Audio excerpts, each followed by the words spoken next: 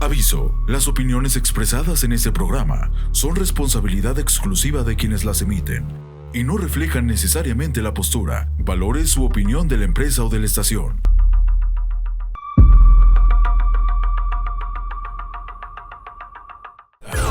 Un espacio donde entenderte no es un lujo, es una necesidad. Aquí hablamos de lo que sientes, lo que piensas y lo que a veces no sabemos cómo explicar. Conecta contigo, conecta con tu mente con la psicóloga Jessica González en Frecuencia Mental.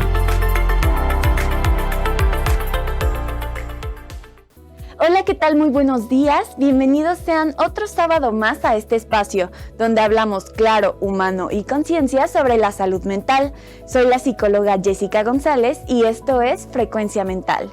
Y el día de hoy vamos a hablar de un tema que muchas veces se pasa por alto, pero que tiene un impacto enorme en el desarrollo de los niños y en general de las personas: la alimentación, especialmente en niños con alguna neurodivergencia.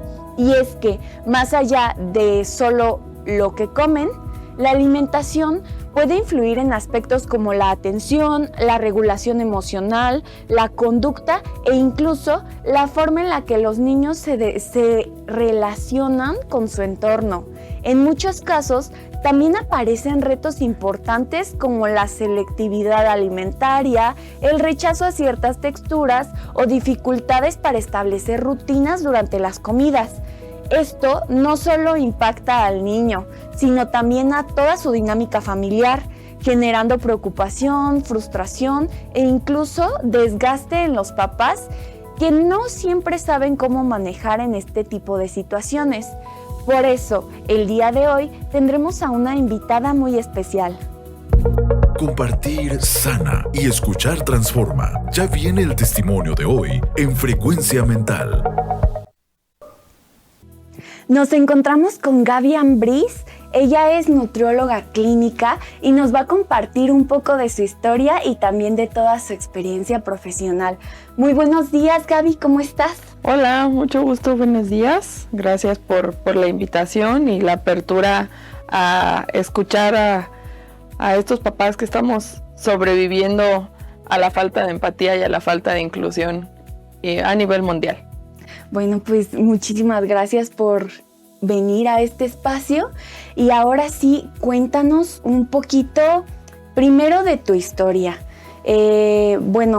Esta parte de que Gaby tiene un niño que es neurodivergente y pues nos va a compartir un poco acerca de esto.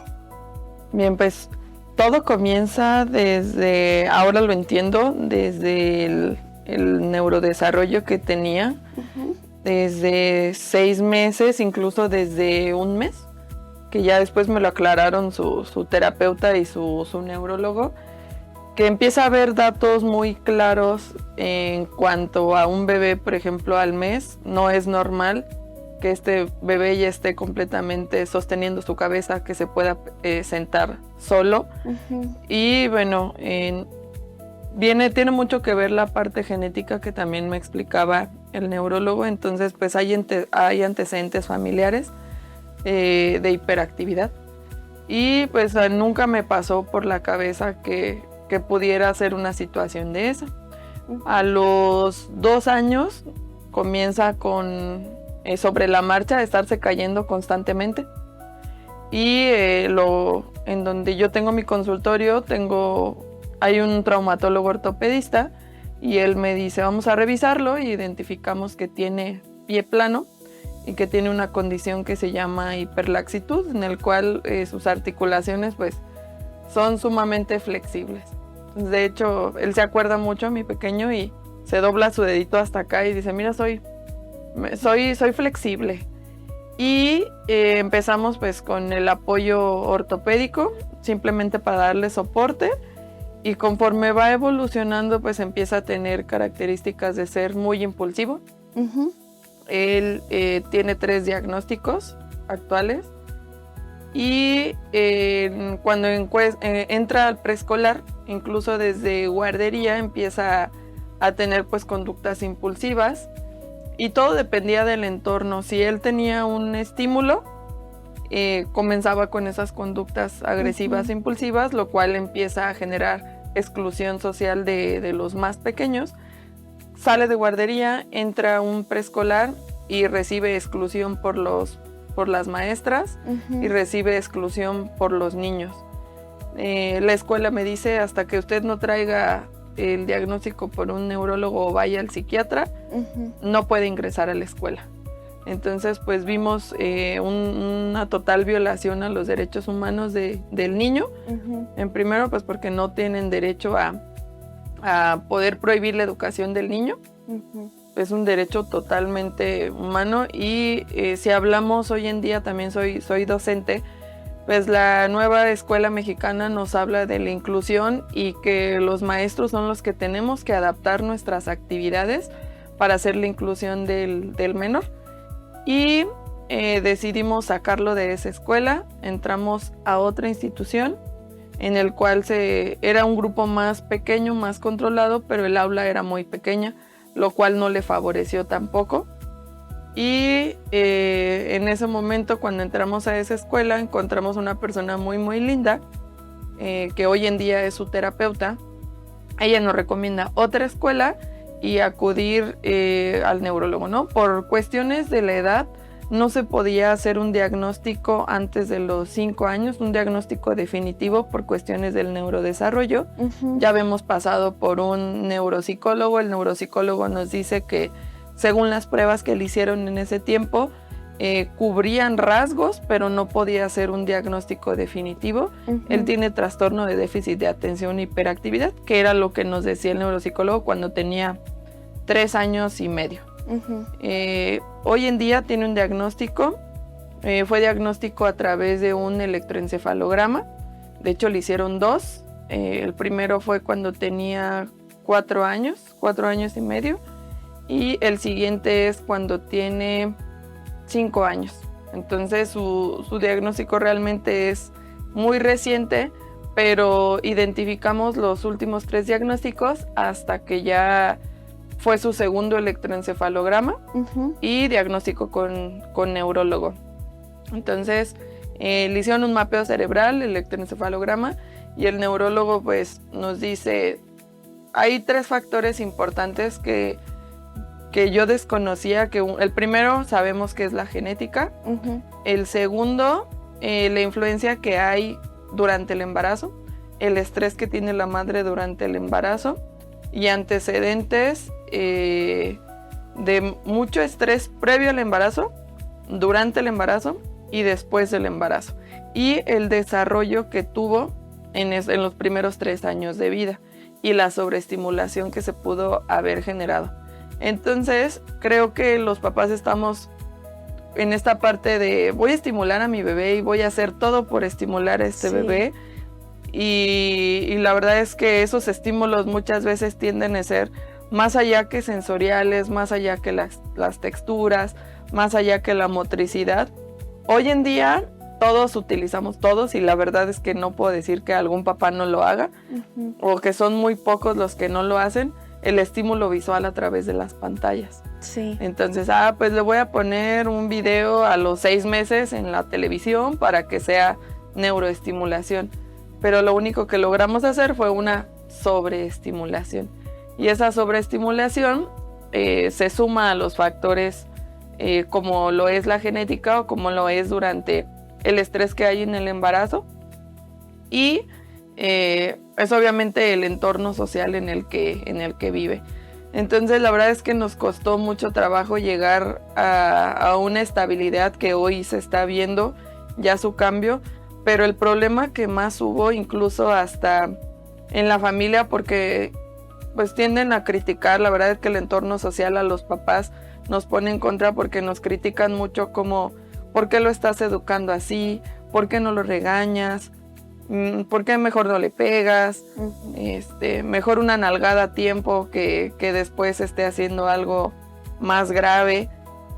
Y bien, pues a lo largo de toda la historia yo lo que he tenido que hacer es capacitarme mucho, estudiar mucho como mamá para saber cómo voy a reaccionar y el manejo de las emociones, porque también nos hablan de hay que trabajar la terapia conductual del pequeño, pero los papás no trabajamos nuestra terapia y es difícil aceptar como papás que el control lo tenemos que llevar primero nosotros, porque sí es bien conocido que los papás no tenemos, o incluso los adultos hoy en día tenemos muy bajo manejo de las emociones y vivimos en una época de estrés en la cual es difícil controlar la situación que está pasando, nos termina estresando que el comportamiento del menor, y hay que entender que el niño no está actuando de esa manera porque quiere actuar de esa manera o porque quiera dañarte, sino porque su cerebro pues no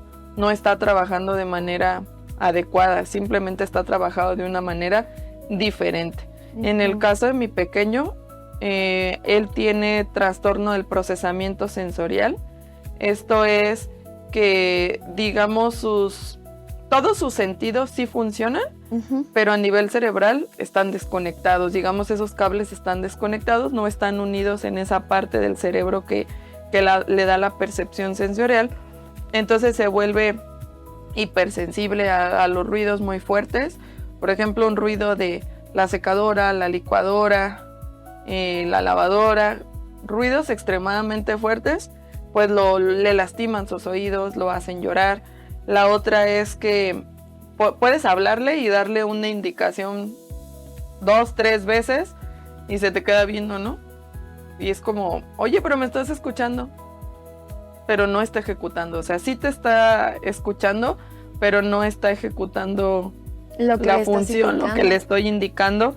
Y eso se vuelve complicado para el entorno social, porque cualquiera puede llegar y decirles que no hagas esto, y él sí te escuchó, pero no está entendiendo lo que le estás diciendo, y no es porque no quiera. Entonces, así como él, y otra de las conductas que tiene, que va dentro del trastorno de déficit de atención y hiperactividad, que él no tiene tema con el déficit de atención, o sea, su tema es más la hiperactividad y la impulsividad que tiene, pero acompañado a eso está la conducta negativista de la infancia. Entonces no hay autoridad que lo pueda dominar cuando está en este diagnóstico. Y en un inicio fue difícil para mí porque era como, ¿cuál de todos los trastornos está actuando en este momento, no? Le estoy hablando y no me hizo caso, porque no quiere hacerme caso, porque es la conducta negativista. Le estoy hablando y no ejecuta la función, porque el que está actuando ahorita es el trastorno del procesamiento sensorial, o porque está focalizado en otra cosa y no te está haciendo caso, y en eso entraría como el trastorno de déficit de atención e hiperactividad. Entonces, la mayoría de las neurodivergencias no van solas. Hoy lo entiendo, tanto como mamá como profesional de la salud. Siempre va acompañada una de la otra. Algunas, ¿no? No todas quiere decir que es una regla, y son infinidad de neurodivergencias las que existen, y es difícil que si no nos metemos como al estudio siendo papás, podamos como sobrellevar las cosas con nuestros hijos. Y creo que lo más difícil ha sido como la parte de la exclusión social que se ha vivido, porque claro, tú le ordenas a un niño que se siente y pues ese niño va y se sienta. Y en el caso de los menores que son neurodivergentes o de las personas neurodivergentes, pues es difícil saber cuál de todos los trastornos está actuando o cuál es el diagnóstico que se tiene, sobre todo por el neurólogo, ¿no? Que es quien recibe el apoyo, o muchas veces el psiquiatra es quien recibe el apoyo, pero es todo un trabajo en equipo. En conjunto, sí. Y pues sí, precisamente no es que tengan solo un niño, sino se tienen a más. También se entiende esta parte de las maestras de que, pues bueno, sería complicado que 1 o 2 niños estén alterando al grupo, pero también quizás muchas veces no se ponen como en este papel de que precisamente quizás no es que el niño no quiera hacer caso, sino que hay algo detrás de que no sigan esa indicación. Claro. Bueno, ahí la situación es que dentro de las herramientas que se nos dan, creo que a través de la SEP se ha trabajado mucho la parte de la inclusión, o de qué herramientas puedes ir implementando en clase para el manejo de grupo. Y sí, bien es claro que una escuela tradicional quizá no sea la opción, pero hay neurodivergencias que la opción justamente es una escuela tradicional, porque existen muchas escuelas que trabajan de una manera muy diferente a lo tradicional, como lo son Montessori, Waldorf, y estas herramientas en las cuales se trabaja mucho más que el desarrollo del niño prácticamente haga lo que quiera. Pero en el caso de mi pequeño, sí, la recomendación total fue: necesita una escuela tradicional que lleve estructura, que lleve reglas, que lleve límites, lejos de que lo dejes hacer lo que quiera. Juega a la hora que tú quieras, tienes un horario establecido para comer, pero hasta que tú te canses de jugar, puedes venir. Y ahí es donde se rompe la estructura de acuerdo a lo que tiene que llevar. Entonces, mi peque es muy de, si a tal hora va a pasar esto, o sea, una hora ya te está diciendo, ya es la hora.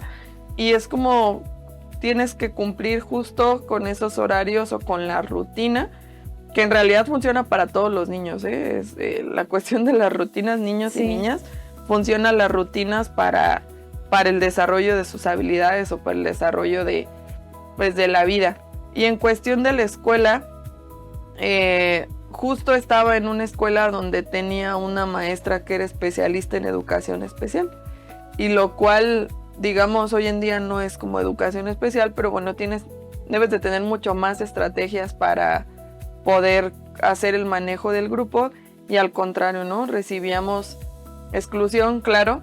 El niño recibió un estímulo, el niño tenía el impulso, y esa impulsividad pues era pegar, salirse del salón. Lo dejaban salirse del salón cuando dices, pues, ¿quién es la autoridad? No puedes, estás en un mismo salón y yo puedo entender que no vas a descuidar a 15 alumnos más que tienes, pero tampoco dejas hacer al otro lo que quiera, ¿no? Entonces a cada rato era, se salió del salón, no terminó sus tareas, y ¿por qué no las terminó? Y no las terminó porque se salió, no porque él no quisiera trabajar, sino porque se salía.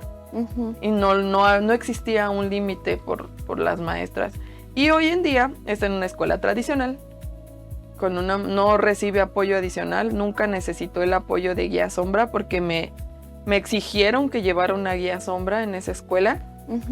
Fue un evaluador a ver si realmente se requería el apoyo de una guía sombra, y me dicen que no era necesario, que era un niño sumamente independiente. Lo que él necesitaba era rutinas y orden en la escuela, porque no había un orden en la escuela. Y me imagino que muchos papás pasan por esta situación, porque lo he visto, sobre todo, pues ahora todo se mueve a través de redes sociales, y en el Facebook he visto que todo el tiempo están preguntando, recomiéndenme una escuela para un niño que tiene tal, o una niña que tiene tal situación, ¿no? Que son neurodivergencias, y también piden mucho el apoyo de guías sombras. Entonces es como, lo están pidiendo. Yo sé que hay situaciones que sí requieren el apoyo de guía sombra, pero hay otras situaciones en las que no se requiere, y los papás nos sentimos abrumados, o qué voy a hacer, o el miedo. Algo que también me pasó en un momento fue el miedo del consumo de los medicamentos o el tratamiento farmacológico. O sea, nos asusta, es como, ¿cómo voy a darle a mi hijo un químico, no? Y me pasó la primera vez fui con un psiquiatra pediatra, un paidopsiquiatra se les llama, y sin hacerle unas pruebas, irle a hacerle un test, inmediatamente lo medicó. Y yo me asusté mucho como mamá. Dije, ¿por qué lo estás medicando? Si en este caso digo, bueno, como profesional de la salud, yo sé que para cualquier tratamiento primero tienes que hacer una evaluación previa, y quizá la experiencia te podrá decir, bueno, es que con estos rasgos ya lo medicamos. Pero la realidad es que no había unas pruebas. Yo me asusté y dije, para mí descartada esta opción. Y quiero pensar que también le pasa a muchos papás. Tienen mucho miedo de cómo le voy a dar medicamento, ¿no? Yo no quiero verlo dopado, porque pasó en mi caso con el papá de mi pequeño, también lo platicamos. Dice, es que yo no quiero que se le quite como esa energía, esa chispa, esas ganas, ese ánimo. Quizá el medicamento se lo va a quitar, entonces no quiero que cuando lo mediquen se quite toda esta como identidad que tiene el pequeño, ¿no? Y aunque nos explicaron, el paido nos dijo, no, pues no le va a quitar como su personalidad o su actividad que tiene, lo único que va a hacer controlar la impulsividad que tiene.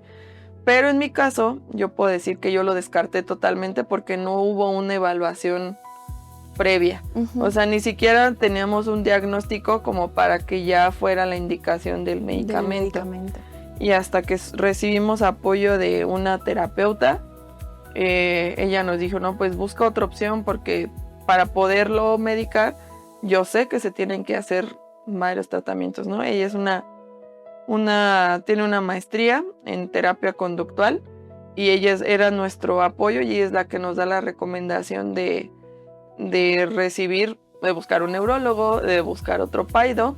Y otra cosa es que en Morelia no hay muchos paidos, no hay muchos paidos psiquiatras. Entonces, hasta que llegamos con el neurólogo y le hace como varios estudios, incluso fuimos hasta con un neurocientífico, que fue nuestro primer descarte. Entonces sí hemos como vivido muchas cosas que hoy en día como mamá ya las puedo hablar, pero fue un duelo. La verdad es que yo reconozco el trabajo que hacen todas las mamás y los papás que tienen hijos con neurodivergencias, porque incluso hasta los papás llegan a tener neurodivergencias y no lo saben. Sí. Entonces es difícil cuando te explican que por genética y viene la parte de, ¿y si yo tengo? Y si yo tengo una neurodivergencia, ¿qué puedo hacer para yo mejorar y cómo voy a mejorar para poder ayudar a mi hijo? Porque no es como todo el tema son los hijos, sino mucho tiene que ver como papás, qué tanto nos educamos y qué tanto recibimos terapia también nosotros los papás. Sí, precisamente. También el afrontar todos estos juicios, porque cuando se están enfrentando situaciones así, todos son jueces, todos empiezan a señalar los errores o los aciertos o todo lo que se está haciendo respecto a esa situación, todo lo comienzan a señalar.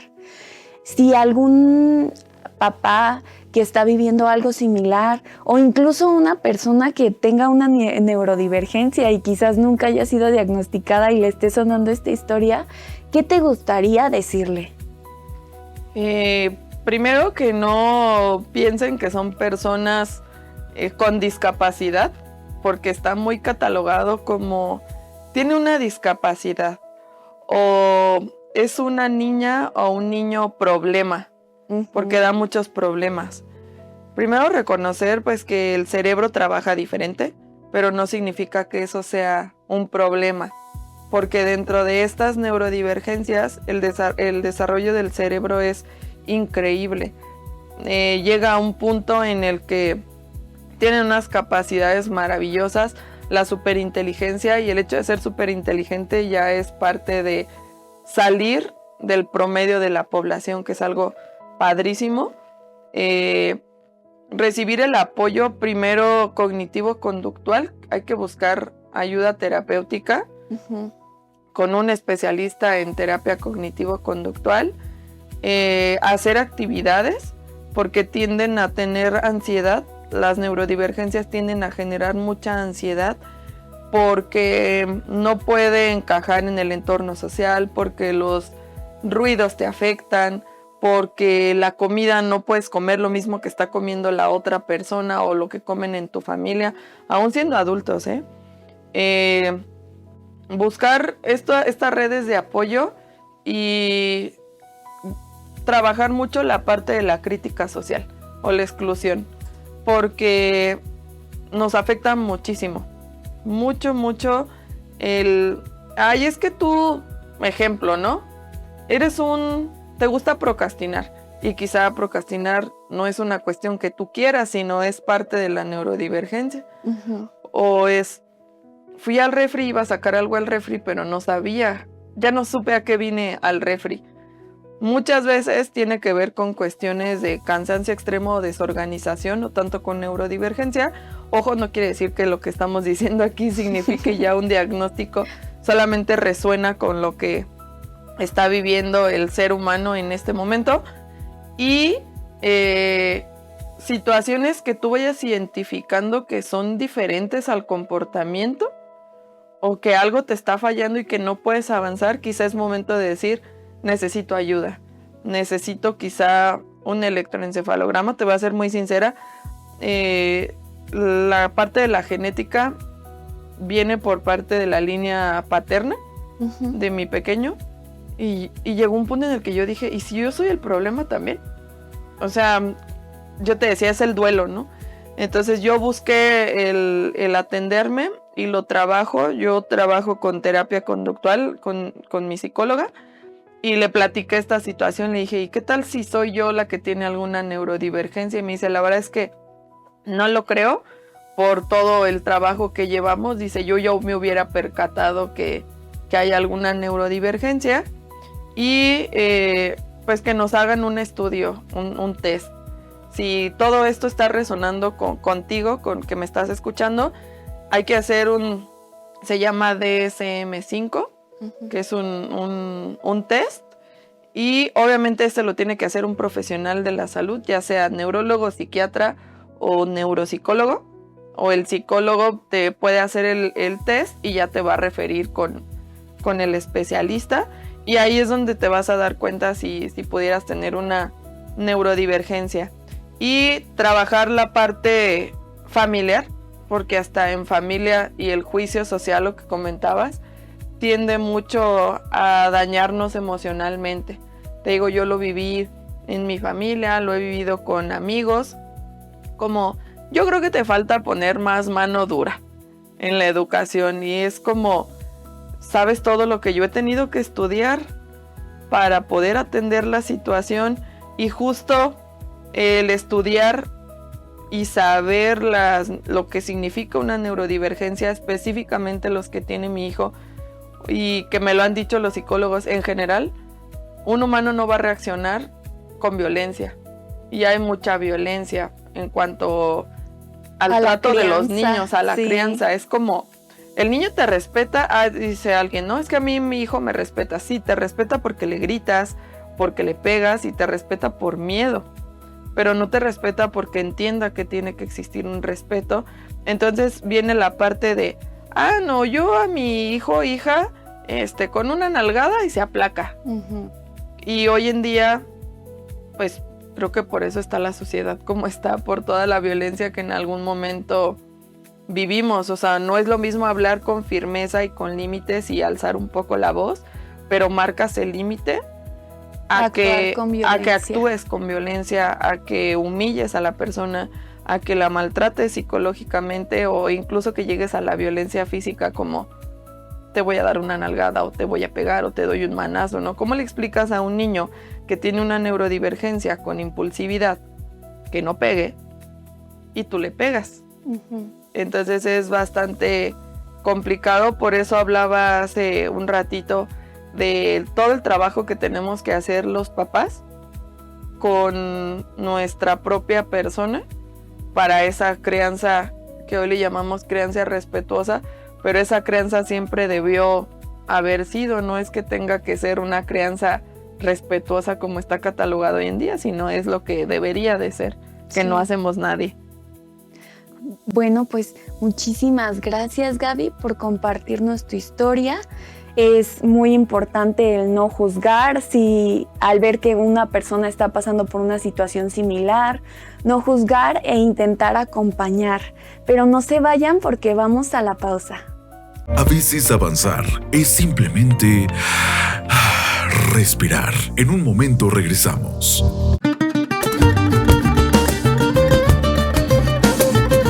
Alegría musical en nuestra programación, con canciones mexicanas que son puro corazón. ¡Viva México, señores! Nuestra música también, en música ranchera, Radio Ranchito es la primera.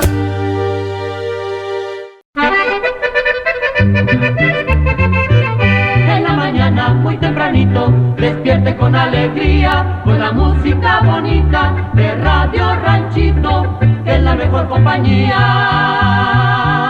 Radio Ranchito me gusta más.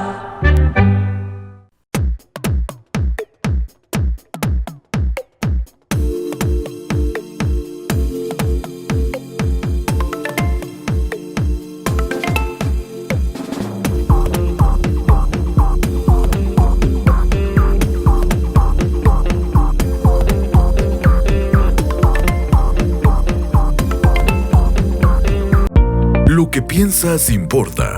Retomamos la sesión en Frecuencia Mental. Estamos de vuelta y seguimos con Gaby. En un inicio les comenté que ella es nutrióloga clínica y bueno, pues nos va a compartir un poquito de todo lo que sabe. Explícanos un poco, Gaby, de qué es pues esto de la nutrición clínica. Sí, muchas gracias. La nutrición clínica es una especialidad. Para poder llegar ahí hay 2 líneas. Es a través de una maestría y a través de la especialidad. En el caso de la especialidad es como cualquier residencia médica y se rota en los hospitales. Y en el caso de la maestría pues es un posgrado en el cual nos capacitamos para la atención del paciente con enfermedades. Digamos que mi labor es trabajar a nivel celular, a nivel molecular, identificar cuáles son los cambios que están pasando a nivel celular para afectar el estado de salud del ser humano en ese momento. Entonces trabajamos desde la terapia intensiva, la prevención de la desnutrición cuando los pacientes se encuentran hospitalizados a ese nivel, que son pacientes realmente graves. Se llama nutrición enteral y nutrición parenteral, y el abordaje de enfermedades crónico-degenerativas, que son las más comunes que existen hoy en México: diabetes, hipertensión, temas endocrinológicos como lo son hipertiroidismo, hipotiroidismo, en el caso de las mujeres, síndrome de ovario poliquístico, y todas aquellas secuelas que hayan quedado de traumas, por ejemplo, o lesiones traumáticas cerebrales, lesiones como accidentes cerebrovasculares, mejor conocido como derrames cerebrales, infartos cerebrales, con secuelas en las cuales el paciente queda dañada la parte de la deglución y del estado del movimiento del paciente, para prevenir que este paciente no se desnutra. En el caso de obesidad también es una cuestión que hoy en día ya está catalogada como una enfermedad, no solamente es un exceso de grasa, entonces muchas veces requiere de apoyo de algún especialista, en este caso de nutrición clínica, para entender cómo es que está trabajando el cuerpo a nivel celular. Por las modificaciones metabólicas, incluso hoy en día se ha estudiado que hay modificaciones genéticas. Entonces, en términos como muy claros, la nutrición clínica es el tratamiento de enfermedades a través de la alimentación. Ok, muchas gracias, Gaby. Y ahora coméntanos un poco cómo la nutrición puede, pues, tener cierta inferencia en las personas neurodivergentes, en su comportamiento o en todas estas cuestiones. Sí, claro. En el caso de las neurodivergencias, la alimentación, sobre todo en los niños, porque como platicamos hace ratito, hay adultos hoy en día que tienen neurodivergencias. En mi consulta he tenido pacientes con neurodivergencias y el tema no es atender la neurodivergencia en el adulto, sino el manejo hoy en día tanto del peso como las complicaciones metabólicas. En el caso de los niños se puede identificar desde el inicio de la alimentación complementaria, es decir, a partir de los 6 meses podemos identificar que ese pequeño no está aceptando las texturas.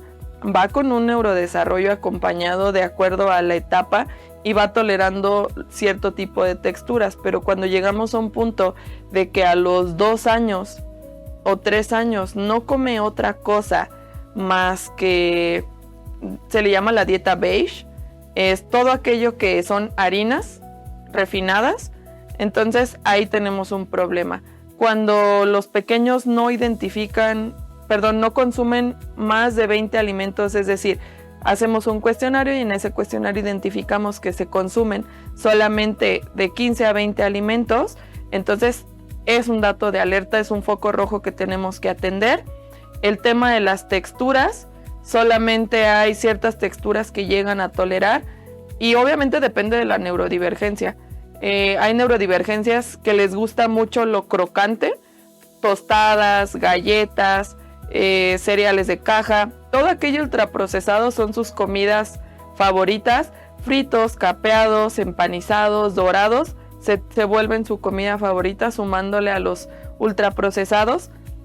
Y esto nos va a dar alertas alimentarias porque no hay consumo de vitaminas, de minerales, porque vienen en las frutas y las verduras y tienden no a gustarles. Entonces hay que identificar que esto puede llegar a generar en un futuro obesidad o malnutrición sobre todo. Tengo pequeños que han tenido hígado graso, hoy conocido como enfermedad esteatótica hepática, relacionada a síndrome metabólico, y es generada por estas deficiencias alimentarias o por esta selectividad alimentaria que tienen los menores. Entonces estoy hablando que son niños de 8 años que tienen un grado de obesidad, que tienen síndrome metabólico, tienen resistencia a la insulina y se llega a diagnosticar como lo conocemos como el hígado graso en un niño de 8 años, y todo esto es por la selectividad alimentaria. Y podemos entender a los papás que van a decir, es que yo prefiero que coma eso a que no coma nada, porque es eso o nada. Y obviamente si no le damos de comer, la neurodivergencia se va a alterar porque entra en ansiedad y el cerebro se altera porque no tiene nutrientes o no tiene esa glucosa que se necesita para que el cerebro funcione. Ahora, si se consume un alto contenido de ultraprocesados o alimentos con alto contenido de azúcar, la neurodivergencia la disparamos totalmente, porque genera una hiperactividad o una sobreestimulación a nivel neuronal, en el cual pues el menor, o en este caso estamos hablando enfocado a los niños, va a desarrollar las conductas exacerbadas de la neurodivergencia según sea el caso que se esté presentando. Entonces sí es muy importante el apoyo de la nutrición clínica y tenemos que ir evolucionando las texturas. Podemos pasar de consumir 5 alimentos nada más, que son todos los días lo mismo, no sé, llegué a tener casos como de es que solo come quesadillas y el queso lo tenemos que desmenuzar muchísimo, el queso Oaxaca por ejemplo, y es lo único que come. Y tienen que estar suavecitas las tortillas porque no tolera lo crujiente. Y hay otros que van a decir, es que solo come tostadas con huevo, por ejemplo. No tolera otra cosa. No va a tolerar la textura fibrosa de las frutas y de las verduras. Y esto, como te decía, pues también tiende a generar tanto problemas de malnutrición, mejor conocido como desnutrición, que el término correcto es malnutrición. Y vienen las deficiencias nutricionales en las cuales empieza a haber caída de cabello, piel seca, daño en los dientes, daño en el crecimiento porque no se están absorbiendo a nivel de sus huesos y se altera el crecimiento. Incluso puede haber una alteración hormonal, puede haber hiperinsulinemia, y puede haber resistencia a la insulina a una edad de 6 años, 8 años, 10 años antes de llegar a la adolescencia. Ok, y si existe tanto rechazo a las otras texturas, ¿cómo se empieza a tener un cambio? ¿Cómo qué estrategias se utilizan? Ok, de manera general iniciamos con texturas tipo papilla y se va evolucionando. Uno de los grandes errores que hay es que queremos introducir todo junto, ¿no? Utilizamos también la estrategia del juego. Las figuras que vamos armando con los alimentos y las texturas que le vamos poniendo, vamos evolucionando primero con papillas. De papilla, no sé, por ejemplo, cocimos una pera y licuamos esa pera y ya es una textura sumamente suave. Después cambiamos a un tipo yogur, una textura más espesa, o algún puré, un puré de zanahoria, por ejemplo. El siguiente paso es ese puré de zanahoria con trozos de zanahoria y después pasamos a la comida que ya viene en trozos, digamos cuadritos de zanahoria, y por último es que se pueda comer la zanahoria cruda, dura, dependiendo de la evolución. Y te decía, uno de los grandes errores que hay es que queremos brincar de la papilla de zanahoria a la zanahoria ya cruda completamente. Evidentemente no lo va a tolerar. Otro de los errores es que en una semana ya tiene que tolerar el siguiente alimento o la siguiente textura. Y no, vamos a hacer la introducción poco a poco. Tenemos que entender que es un proceso de readaptación que está sufriendo este cerebro. Neurológicamente va a cambiar la percepción que tiene, esa sensibilidad que tiene hacia el tipo de textura, y trabajar mucho la parte del juego, ¿no? Primero que lo toque, porque a través de las manos también, el efecto visual en una cuestión normal de alimentación. ¿Cómo se te antoja algo a ti de comer? A través de la vista, ¿no? Bien, sí. Dicen, a través de la vista nace el amor con la comida. Entonces, si tú ves que un plato no se ve rico, no te lo vas a comer. O sea, no se ve antojable. Y en el caso de los niños, pues no sé, mira, cómete esta estrellita de tal cosa. Pongamos un ejemplo. Muy común, que es algo que comen mucho los pequeños con neurodivergencias, es los nuggets de pollo. Entonces vamos a evolucionar de darle nuggets de pollo a que vamos cambiando a que ahora vas a hacer una pechuga empanizada. Tú le vas a decir obviamente que es un nugget, y posteriormente vamos a quitar el empanizado para que se pueda comer el pollo a la plancha, por así decirlo. Entonces es un proceso largo, porque tenemos que ir trabajando la tolerancia al tipo de textura. Ok, muchísimas gracias, Gaby. ¿Algo más que te gustaría agregar? Sí, claro, si requieren el apoyo, pues no duden en buscarme. Por ahí les voy a dejar una guía muy rápida de cuándo identificar si necesitas el apoyo en casa con la selectividad alimentaria, y recordar a los papás sobre todo que no están solos. Si eres un adulto y piensas que tienes alguna neurodivergencia, tampoco estás solo. Puedes pedir ayuda y existen redes de apoyo, y cada día estamos logrando ser más inclusivos y más empáticos como sociedad. Muchísimas gracias. Ustedes saben que cualquier pregunta que tengan o alguna sugerencia de tema nos la pueden mandar por las siguientes redes sociales. Aquí están nuestras redes. En TikTok, encuéntranos como frecuencia.mental. En Facebook, búscanos como Frecuencia Mental. Síguenos en Instagram como frecuencia_mental. Cuéntanos tu historia al 44 33 38 19 39. Hemos llegado hasta el final de este episodio. Antes de irme, me gustaría agradecer a Radio Ranchito y a Presumiendo México por brindarme este espacio para que este tipo de información llegue a más personas.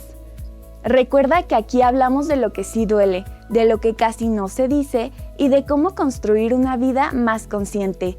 Soy la psicóloga Jessica González y esto fue Frecuencia Mental. Un espacio donde entenderte no es un lujo, es una necesidad. Aquí hablamos de lo que sientes, lo que piensas y lo que a veces no sabemos cómo explicar. Conecta contigo, conecta con tu mente con la psicóloga Jessica González en Frecuencia Mental.